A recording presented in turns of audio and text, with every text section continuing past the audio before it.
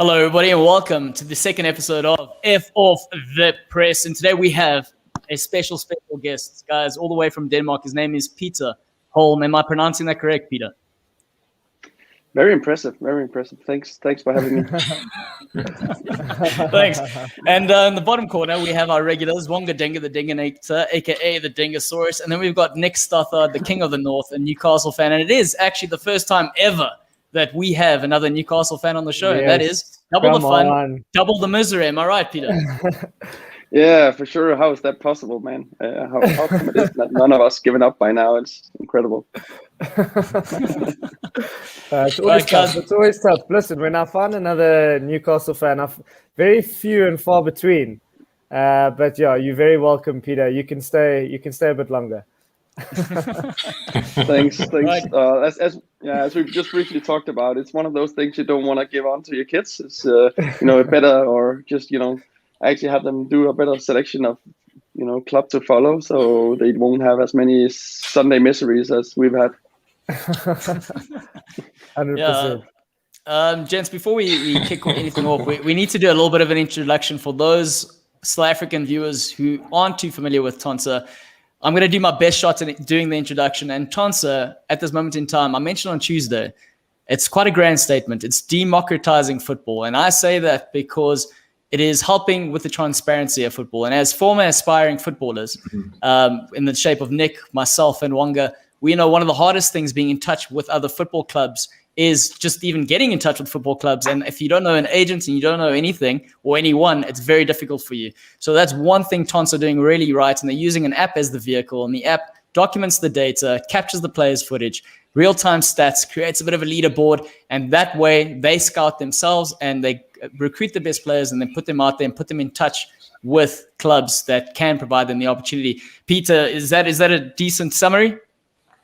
Wow, what are we gonna do for the rest of this call now? You just give it everything now. Impressive. No, yeah, thanks, and thanks a lot for of course, sharing my passion for what we do. Oh, cool. So I think I did a good job there, Nick. Yeah. Go ahead, Wonga. Now I want to ask you, Peter, the name. So why Tonsser? I googled it. And if there's a meaning to it, and I just get, your app, obviously, even if I say definition, what. So I want to hear from you, why Tonsser? Yeah, what a fantastic question. Because it is a kind of strange, right? Because it doesn't really mean anything. It's actually as an urban expression here in Denmark of a footballer that's not necessarily the most gifted, most talented, but always plays with heart, always gives 100% for the team. Always fights, always believes, and that is what we really believe is Tonsser. That Tonsser is for everybody. It's what you just said before, Claudio. It's it's equality, it's inclusion. It's not only giving recognition to the best player on the pitch and this sort of bias that's been towards what is the best player on the pitch. That's what we believe Tonsser is, and that is what is in the name, that it's for football, is for everybody, and everybody should have an equal chance to unlock the potential. Yeah, no, for me, like I said, as former footballers, having that sort of opportunity where you can just upload something and you guys can gather data and provide that opportunity is something significant and it's game changing. For me, it's a disrupting move. So one of the things I want to ask you as well is, how did you come about the idea, and what made you decide you're going to kick on with this? Yeah, thank you. So let me take you back. Of course, we're back in 2014. Simon, my co-founder, and myself were students at IT University at the time in Copenhagen, and we were studying the master where we were. A master that was built to actually create tech companies. So it's a combination of people coming from very different backgrounds, all put in the same room to say, now you have 2 years, take a master degree, and hopefully create some companies, some startups together. And I really loved that. We really enjoyed it. But we, whenever we were working on projects, we always found ourselves going back to the same thing, which was playing FIFA, talking about football. It was working on these small football projects. So it's just in our blood, and it was in our DNA that we needed to combine what we were taught in school in terms of this, the whole tech approach, to adapt that to football. And then it became really apparent that there was something strange, that you had 55,000 professional football players in the world. What we follow on TV, the players that we know, that we support, and that is in the spotlight, that are getting a lot of awareness. They have access to great tools. There's a transfer system. You can definitely challenge some parts of the professional environment, but it's really saturated. But below that tip of the iceberg, you have 100 million youth football players worldwide who have who are part of an unmapped ecosystem that is disconnected, that don't have a lot of empowerment, and that is really a group of 100 million people that is hard to compare with any other segment in the world that are as passionate about anything as youth football players are.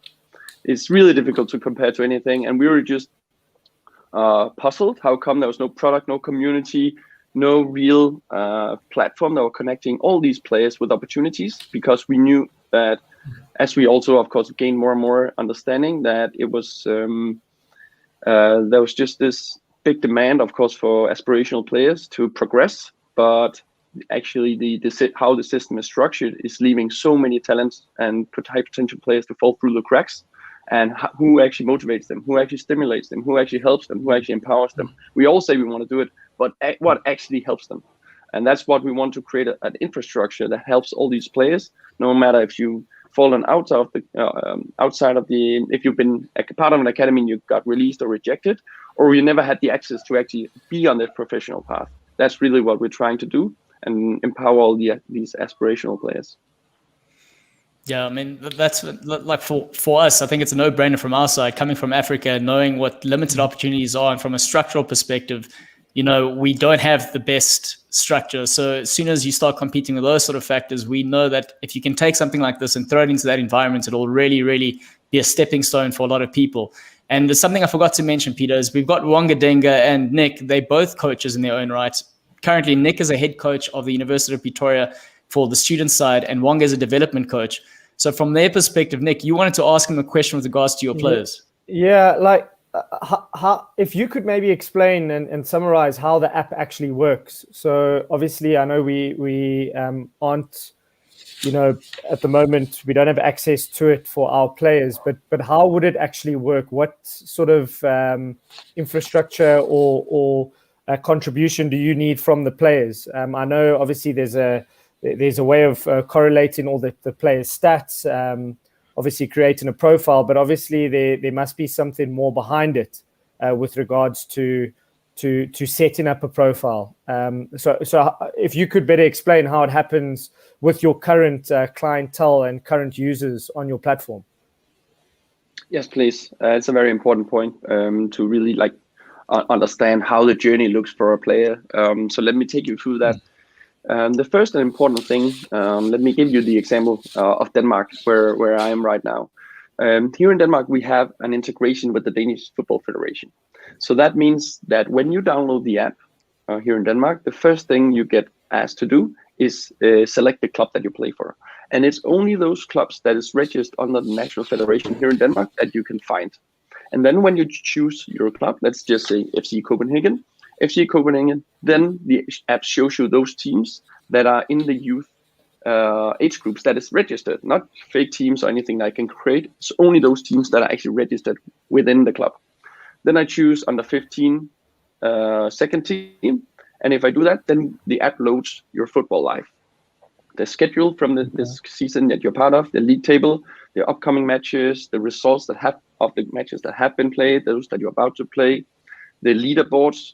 Let's say you arrive in the middle of the season, leaderboards as they are right now with the top goal scorers, the assist makers, and so on. So let's say it's a Friday, then the day before a match on Saturday, then you receive a pre-match report where you can start to explore the opponent head up tomorrow and try to maybe explore who should you be aware of, who are the top performers of the team. Let's say I'm a right back, who's their left winger that I should probably just watch a few videos of and see what is her skill set and how tall and so on. And then on the day of the match, when the match has been played, you receive a push notification saying, congratulations, you just won 3-2. Now you can start to input together with your teammates and your coach what happened in the match. So then you have those 3 goals to distribute. Who scored the goals, who made the assist. You can also vote for each other after the match, meaning that I can distribute 3 votes to the player I believe has been the best, 2 votes to the second, and 1 vote to the third best. Then I can also endorse for different skill set and give feedback to each other. Also, the coach can give individual feedback on those specific things that the players were displayed really well, and the thing that player needs to improve on and consider, reflect on before the next practice or match. And then after all this input, also upload video, I forgot to say that. So let's say a parent has been on the sideline recording and so on, then you actually be able to watch them when you enter. And now we're also integrating with more automated video recording. So you get more video of your highlights and the full game. So then you get a rating. That rating becomes similar to what you are used to seeing in FIFA and Football Manager. The players are used to seeing people and players get a rating. That rating becomes your reference point for going on Team of the Week. So it's those in your league that with the highest rating will be on the selected spot. So of course you won't be selected for a midfielder if you're right back, but on the right back. And then you can start to, then we sort of expand that whole, let's call it award system in terms of trying to build as many as possible so everybody can get their own. So it's exciting to see I'm the 5th best left back in my league. While it's probably backs and maybe goalkeepers that's not getting a lot of recognition historically because you don't score goals. And we know that over time that influences your interest in playing the game because it's 90 minutes, it's terrible weather. How long does a 14-year-old believe that continues to be fun when you continue to lose or you're not necessarily that successful? So how can we create more motivation and recognition for you? Okay. So that's a little bit about the journey, and then there's more elements to it in terms of exploring and so on inside the app of the community side. But all that data that you compile about yourself creates your vertical identity as a player, and that player is sort of your digital passport. And then whenever a club would like potentially to host a trial, similarly to maybe creating an event on Facebook, a coach can simply just create a trial and then saying we're looking for midfielders or in this age group from this region, and then those with those credentials can then see and apply. So we're trying to create this data set that allows both sides to connect over something really relevant and just open and create transparency. I hope that answers better. With regards to, just thinking from an African point of view, and obviously Wonga and myself, as well as Claudio, have been involved in, I heard you say players upload their stats. There's obviously a contribution from the coach. What stops, where do you get the degree of honesty? I know Scandinavia is a very honest group of countries. Different place. I'll tell you a story, Peter. I went to the Gothia Cup. I still take teams now, but I went as a player and we played against a Zambian team. And I can be very honest with you, we were 16 and they were more than likely 22, 23. And we had explained to them that, in Africa, people cheat and they couldn't believe it. The Scandinavians, the Swedish organizers could not believe that anyone would actually cheat in a youth sort of football tournament. So how do you stop that from potentially happening? I know video footage is obviously then very key. I don't know how frequently it is uploaded onto your platform, but I think that I like that element, obviously, because if I'm a scout and I want to find a player and I actually want to look at the potential left back that is highest rated in a league, I would like to see him actually play on the platform. Yeah, and that's a huge part for current scouting at the moment is footage and maybe a little bit of stats. Obviously, now you're adding the stats side. But sorry, answer the question there, Pete. We're getting carried away here. We're answering our own questions. I love that. Do my job, please. That's cool. And then I can find some inspiration and get some advice as well. No, it's the best question, and the first question you should always ask yourself when hearing about Tonsser. So how can you trust the data? Is the first question, and the first let's say challenge we started to address, because that was really what is missing. Like if you look at professional football, you have a ton of information. On youth football, you don't. So our challenge is not to build the app. The challenge is not to convince people this is a great. That the idea is great, or that I think everybody probably believes in that. The problem is that we don't have that whole information level that allows us to build a connection between players and coaches and players and parents and players and clubs and scouts and agents potentially, because that ecosystem, is built around that you can trust the information, performance, and everything else. So we need to build that bottom up. So how we have done it right now, that's why we built the model as we have, like integrating with so we get the first part is validated, everything until, so you cannot cheat with teams, you cannot cheat with the clubs. It's not like, that's not random, that is validated. Then what we have really focused on is where do you really find that social regulation within a team together with the coach that ensures the high validity. And that is definitely clear that when it's just one player on a team, we cannot trust the information. So you cannot apply to play, or you cannot apply to a trial. You simply can't apply when you are alone on your team. So you need to have X amount of matches, you need to have X amount of teammates, and we need to see a certain pattern in terms of how that is distributed, how the data is distributed. So we are machine learning detecting that. So when there start to be patterns that is within like the outer regions of what is regular, then we start to pay extra attention if there's something. Then some alerts pops up. Also, players can alert if there's something irregular happening. Let's say an opponent sees something on an opponent team. Then, if you continue through that, I'm sure we maybe gonna get to Tonsser United later on, but in terms of Tonsser United and these, whenever we select players to play in real life, we also have had some manual steps on it. So just to guarantee, especially in the phases of building something, so we can actually start to work with, what is the percentages of trust that we can have at the very end of a selection. All the journey through that we don't have any manually. So we've actually been just simply calling the coaches. So we've been calling the coaches and saying, could you just explain this player's performance throughout the season and give me some numbers? And then we see how that correlates. And so far, we haven't had a single incident of cheat when we get to that stage. So I would say that right now, just to summarize, we've had 7 years of learnings in terms of what it makes a trustworthy platform product.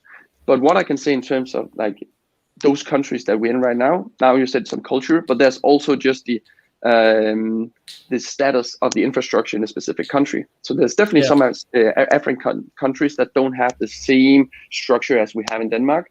So just to quickly touch on that, we see 3 different data models that we sort of built Tonsser on top of. There's centralized data model, which is a pyramid structure. Sorry if it's a bit technical, but here in Denmark, everything is played under the federation. Then you have country like England, the US, you have scattered. So you have multiple different small associations, private leagues. Now we figure out how to also organize that in the app. That works too. The third part is when you don't have data available. You don't have those sources. So we even seen some countries where you find the results in a newspaper. That is fairly difficult for us to build a technical integration with. So that's the third model is still what we're trying to that we haven't really worked on yet, but that's definitely some African countries I imagine that we need to adapt that model to. Tell me, can I quickly ask the age categories? What is the youngest a player can sign up to the app, and what is the oldest?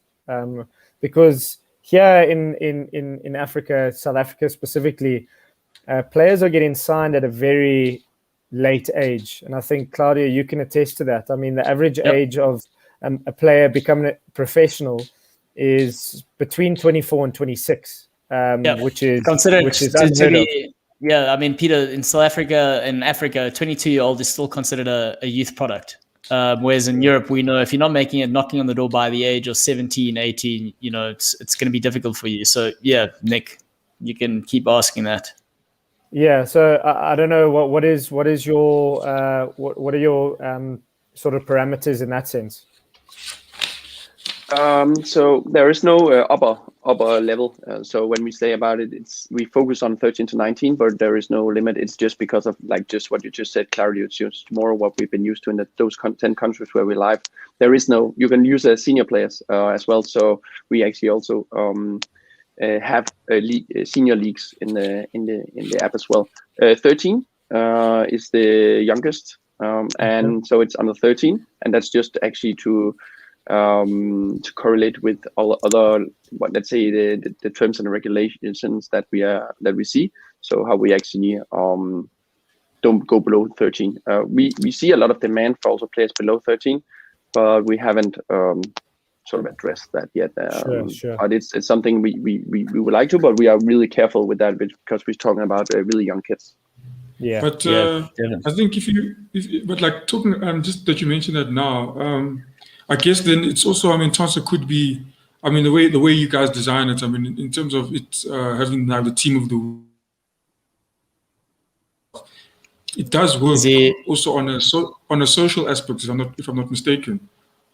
Just for guys who have let's say, like I know, like let's say for those guys in South here in South Africa, we've got the promo league, the promotion league. I'm not too sure if it's still around.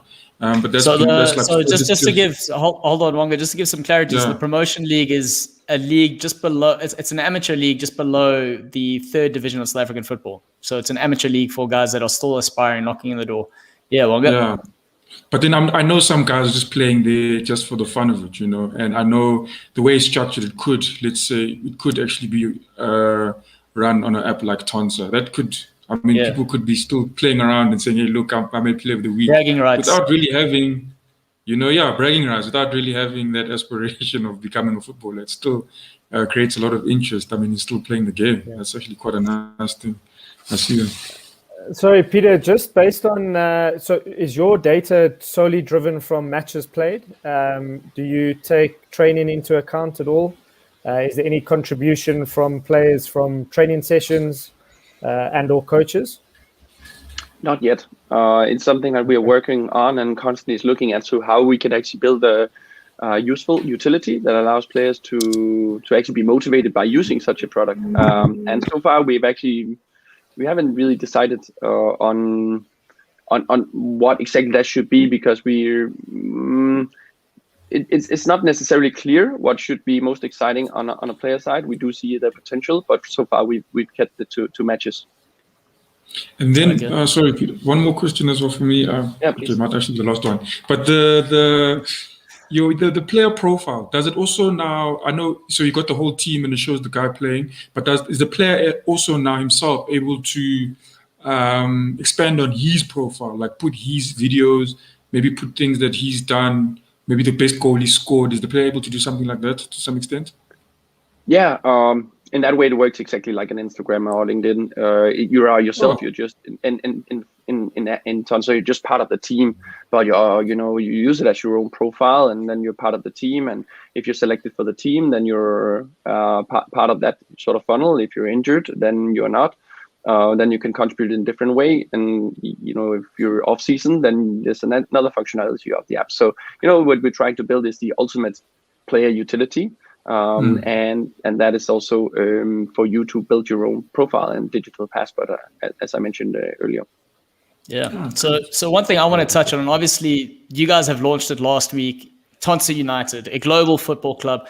And one of the other interesting thing is you guys have an advisor in the shape and form of Dan Porter from Overtime. We've seen what Overtime are doing from a sort of digital content creation thing. As you can see, what Goal Lines are trying to do, we're doing streaming, we're doing a whole bunch of things. So how does this tie in with your Tonsser United, getting your Gen Z on board, guys that are already sort of longest touched on from the social aspect? You're already merging these things together. What are the next steps? What is Tonsser United? Sorry, I'm just getting so passionate about all of it. I'm asking you too many questions, but that's the truth. I mean, where to now? Firstly, Tonsser United, and then where to? Yeah, thanks. We are really, really excited about sharing the news about Tonsser United. So the idea started in 2018. You couldn't say it sort of started from a bit of frustration because we kept trying to explain to clubs that there are so many players out there that are going under the radar, and the power of Tonsser really allows them to connect with them, find them remotely. You can optimize everything that you do, and we need to create a lot of opportunities for these players. But we felt they weren't really listening, so we had to demonstrate the power. As you always should. You should stop talking about it and just do it and demonstrate and prove it.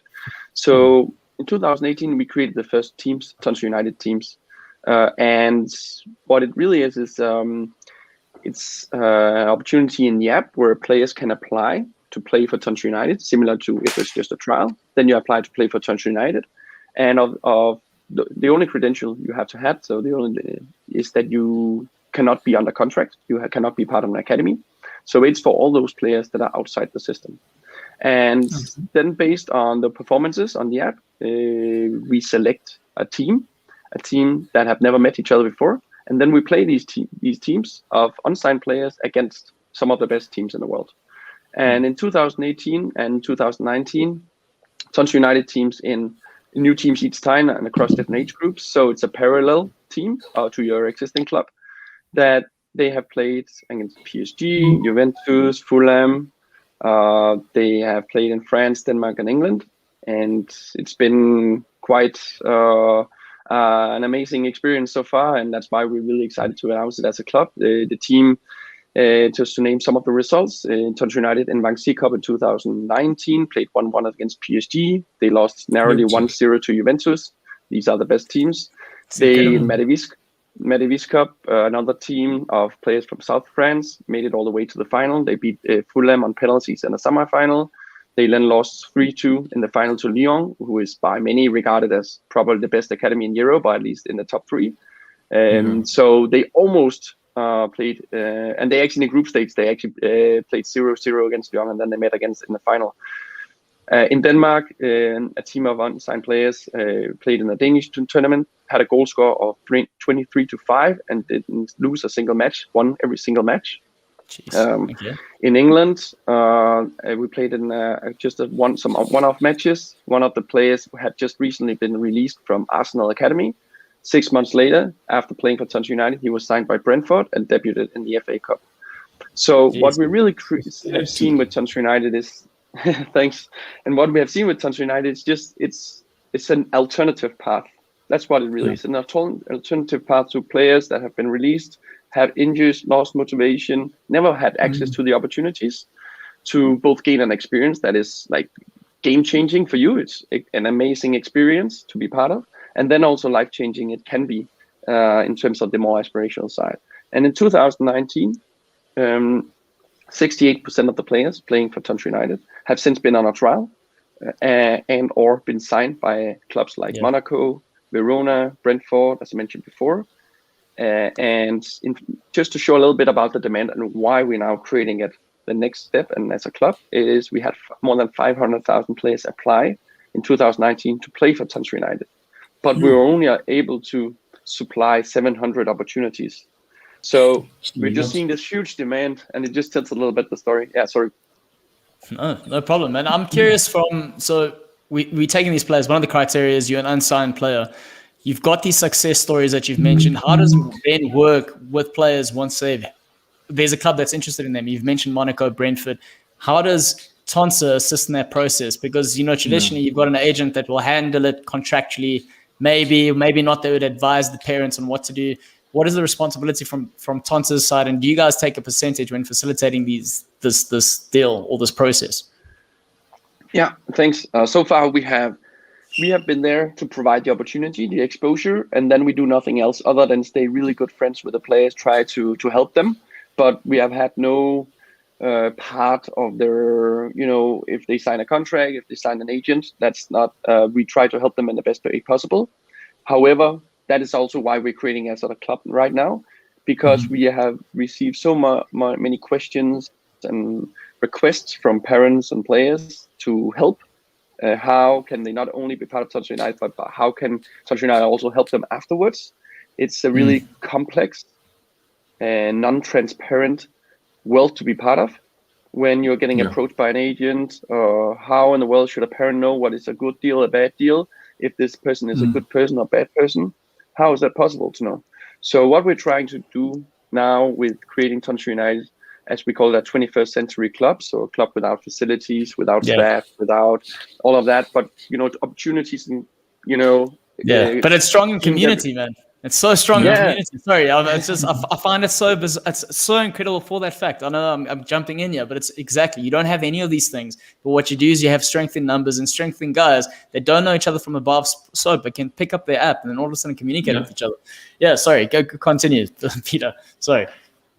No, please. Thanks a lot. Appreciate it, and I'm just happy that you can relate to some of these challenges. It seems, and you're also passionate about this, because what we believe is, there's so many underrated, underserved players, and in many parts of the world, it's also football is also a pay-to-play game. It costs a fortune for parents, and that access to take the next step, the gear, the travel.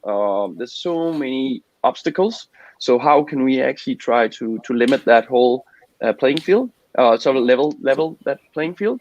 It's really what it's all about, and just help these what we call underdogs to gain opportunities they otherwise never would have access to. And that's also the experience. That's really fun to hear the players' reaction to it, because they connect what you said before, Claudio, with the community. These are like-minded. These are like me. I've always been an underdog. I need this opportunity, and like everybody else on the guys, we're going to work harder for it because we earned it, and in our own way.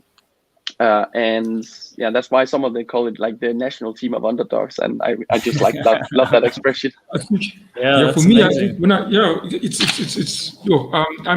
spoke to Claudio about this, and then he mentioned Tonsser, and now you see what it's doing. It's actually incredible, because I always felt that what was missing is that players would you'd hear a coach say, you need to, you must play well because you never know who's watching. And, there are always people who take a hit. I don't know if you guys know the Hail Mary, but the hit and hope in soccer, But now with Tonsser, it's literally, you don't have to rely on anyone. I just get the app. I get the app. I follow other guys. I can see other guys are performing. I know my performance is literally, it will be seen, because the numbers won't lie. It will push me up if my numbers are doing well. And then I can also maybe go talk to other guys that are doing well. It's actually, it's actually crazy what you guys are doing. I mean, it's exactly to the point. One of the proofs in the pudding. I remember training time and time again, guys going, you need to go, you never know who's watching, and you give it your all, and you look in the stands and there's no one watching. No one watching. Whereas now, if it's filmed, at least someone can watch. I just wanted to ask you, Peter, another question from my side is, Tonsser being opened up to Africa, South Africa in particular, you have mentioned the significance of obviously dealing with federations and clubs and all the rest of it. Moving into a third world country, and where we know we've got cultural issues, we know we've got tech issues. A lot of us, I think still 60% of us are using smartphones. I know it's grown over the last 3 years, but when you've got an app that's primarily, based on a smartphone feature, what is your approach and your strategy moving into these sort of areas? Yeah. If that is part of the plan, of course. And I mean it in a way that why I said that is it's really on our mind a lot, how we do that best. And it's complicated. It definitely is. So back to that model that I explained before, when we talk about South Africa, to some extent, we talk about the last piece here in terms of the data infrastructure. And you, of course, know way better than me. So I think the first step, if we start there, it is, okay, we have built something now that, a model and a platform that is applicable to most countries on a behavioral level.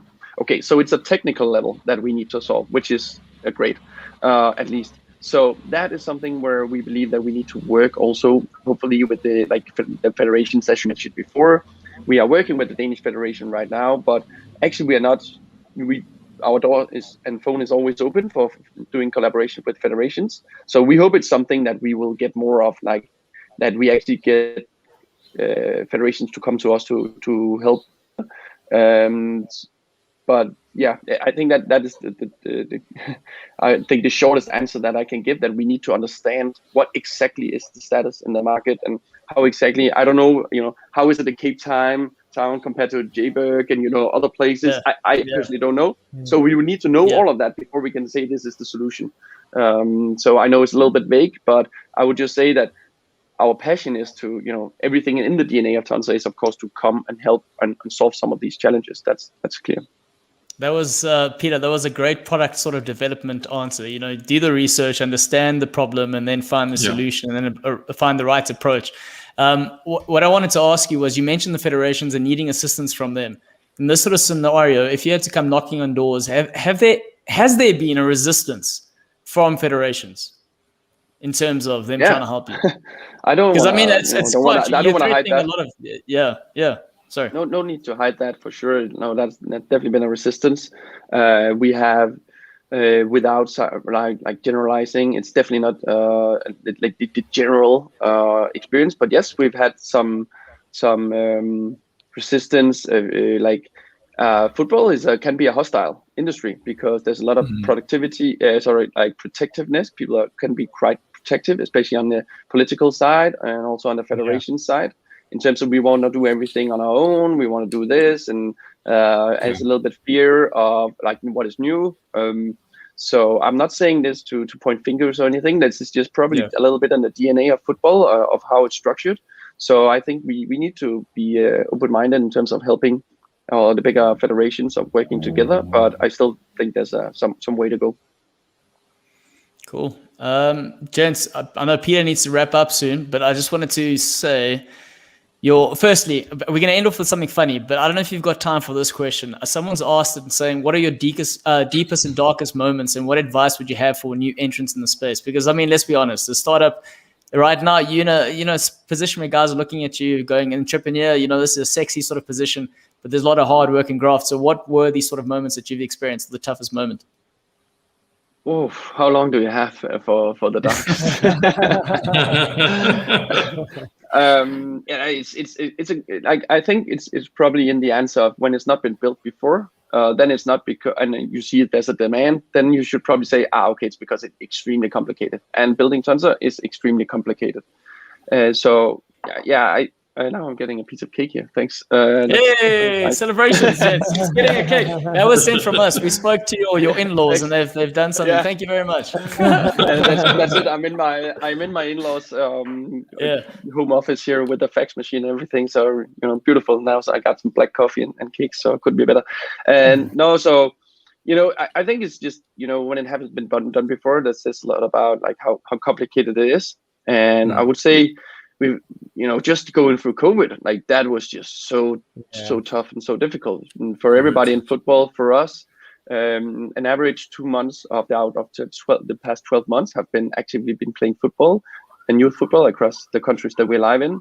It has been led to a lot of despair internally, and like also when we are supposed to be the one always helping, but just seeing, of course, players not being able to play. What should we do? And I think that has been really, really, a difficult time. But just to say that it's also where you sort of uncover the most important things. And that's where we made the decision around building Tonsser United as a club, because we believe that's where we can make the most impact. Not necessarily how many players that use the app, how often they use it, but how many opportunities can we actually create, and how much impact can we actually make on players' lives that really need us. And that's the shift that we made, and that sometimes the darkest moments can actually allow you to see the clearest. And I actually think that this has been the case under COVID. I think just a question from my side, obviously we're trying to give kids an opportunity. That's ideally what your sort of focus is. But I mean, majority of the players aren't going to make it. I think that's the reality, and I'm sure you understand that wholeheartedly. But from what I'm understanding is you created an experience for a player, even though he might not make it or she might not make it. So how do you foresee a player's journey from the age of 13 to 19, but they actually won't end up making it? Do you try and package that in a way that Tonsser creates as much of a platform for them to try their very best, but in the reality, I don't know what the percentages are, 1% of your actual users will end up actually making it? Yeah, it's a like fundamentally important question in sports because, you know, in my opinion, like if sports and football is an education, it is that you know, learn a lot about yourself. That you don't get the, you know, the adversity that you know will bring you down, but you learn to deal with adversity. And in my opinion, if you're familiar with Right to Dream, that is the academy that's built in Ghana and now like also building in Egypt. They are building a split.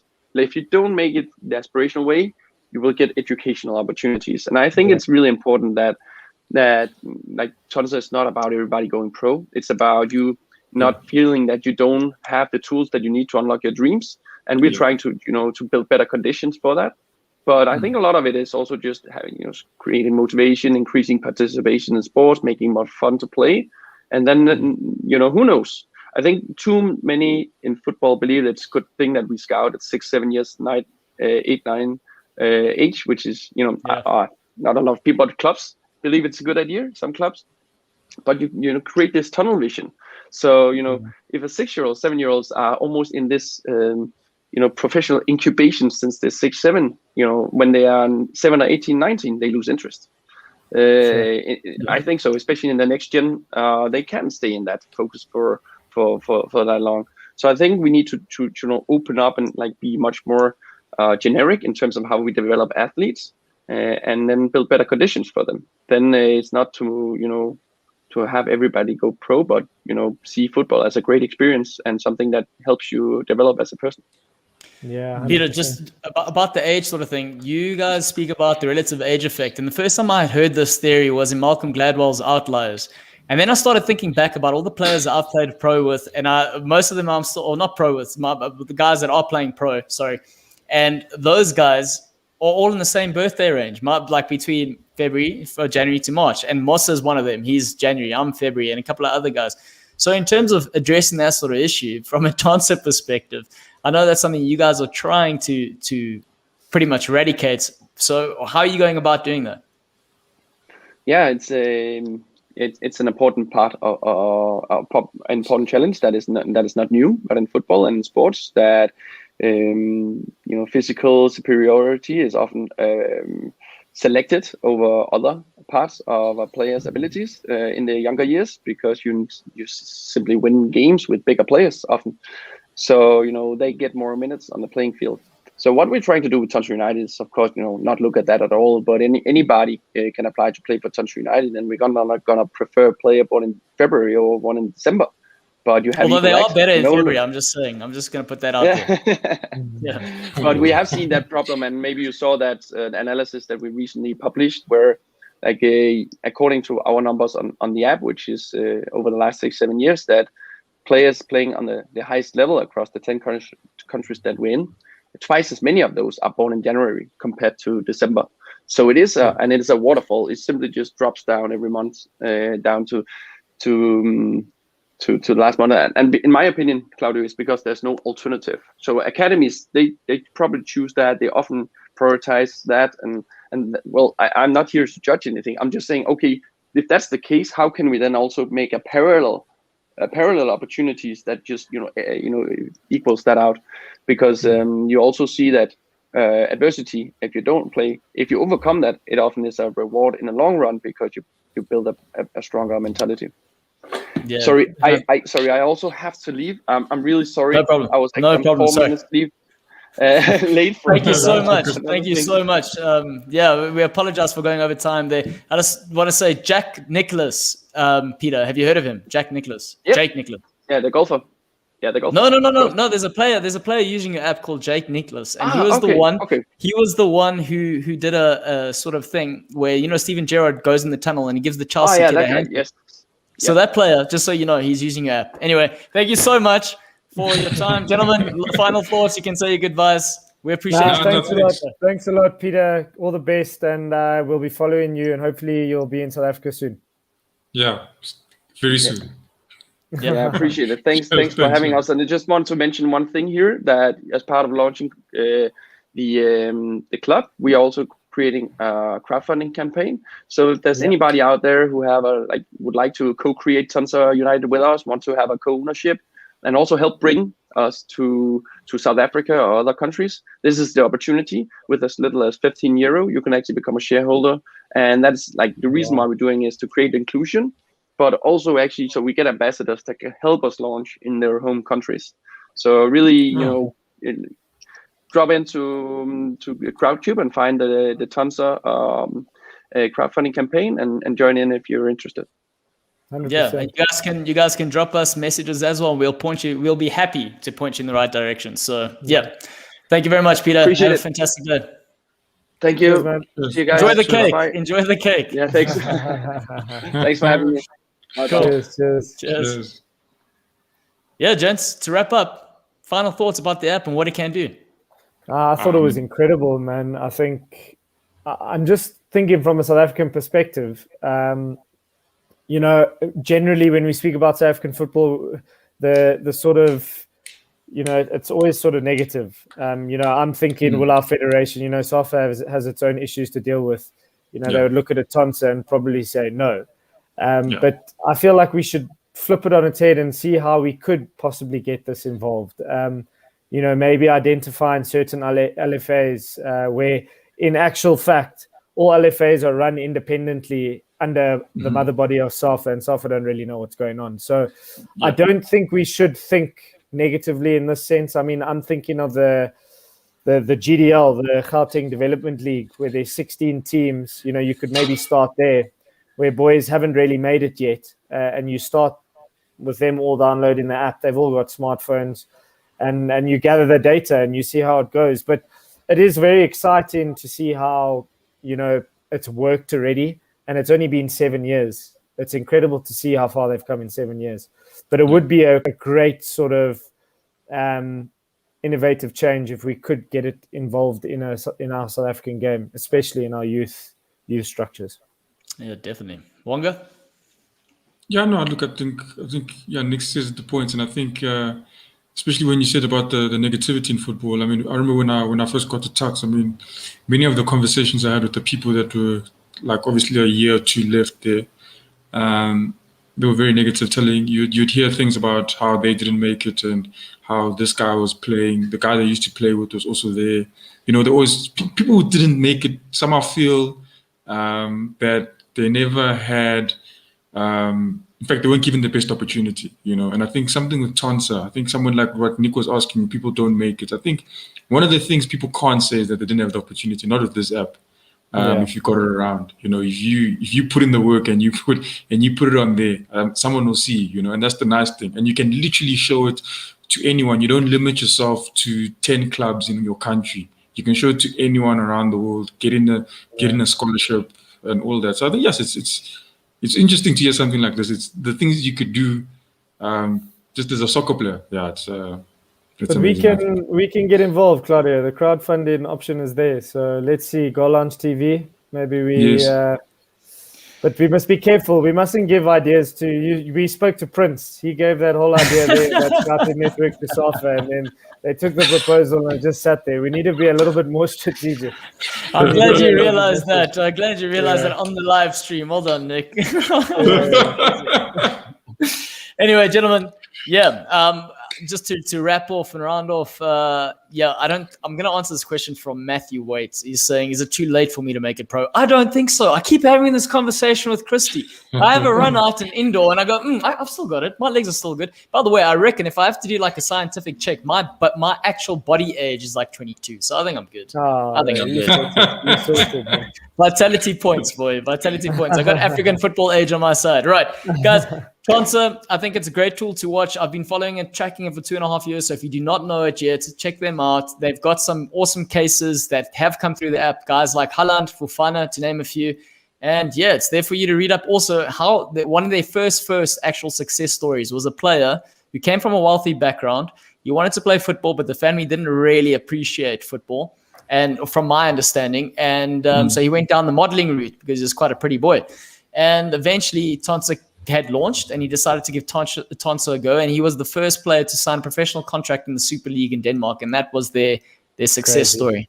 Yeah, I mean, yeah. So keep an eye out for it. Nick, Wonga, gentlemen, thank you very much for joining me. It's been real, guys. Thanks for having us.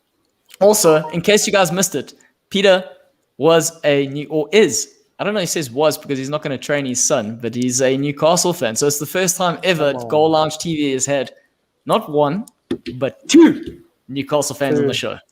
Yeah, that's it. Drops mic. Boom. Drops mic. Everyone, and on this note, we will not be having a show this evening because we've had the show today. So please join us next week, Tuesday, or the following Tuesday for the cool down. Wonga, Nick, final thoughts before we duck. Well, I think Musa's happy about that one because Arsenal gave him a good one yesterday. He was loud on Tuesday. He was so loud on Tuesday. Yeah, bit of a humbling day. Yeah, we did a double on them this year, so yeah, that's good for us. So if they win the Champions League, you can essentially say that you're the best in Europe. It's in the Champions League. Does that open another spot for people in the because they will be top 3, top 4? No, you I don't. don't think that's how I don't think that's how it works. You beat someone in the top 4 spot, you qualify for Europe. I don't think. No, I'm saying with like Liverpool behind them. Now, do they still keep the spots the same, or what? They're only allowed 7. You're only allowed 5 people in the Champions. 5 you can have up to 6 teams, but you're only allowed 7 in Europe in total from one nation. Oh, okay, that makes sense. So it won't go down to number 8. So unfortunately, sorry, man. Yeah. All right, so that's bad news for Wonga. Everyone else, thank you for joining. For those who are on the show, thank you for joining us. We appreciate the comments. Thanks for dropping by. Nick, Wonga, enjoy the football this weekend, and I'll see you gentlemen on Tuesday. Peace. Cheers.